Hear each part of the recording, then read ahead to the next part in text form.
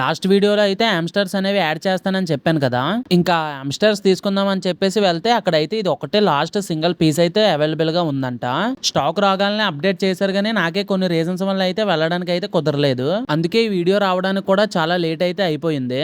ఇంక నుంచి అయితే వీడియోస్ అనేది లాగ్ లేకుండా డైలీ అప్డేట్ చేయడానికి అయితే ట్రై చేస్తాను. ఇంకా మీరైతే నాకైతే చాలా అంటే చాలా సపోర్ట్ చేస్తున్నారు. లాస్ట్ వీడియోలో అయితే మనం అయితే వాట్సాప్ గ్రూప్ అనేది అయితే క్రియేట్ చేసాము. ఇంకా అందులో అయితే 300+ మెంబర్స్ అయితే మన సబ్స్క్రైబర్స్ అయితే యాడ్ అయ్యారు. నేనైతే అస్సలు ఎక్స్పెక్ట్ అయితే చేయలేదు నాకు ఇంతలా సపోర్ట్ చేస్తారని చెప్పేసి.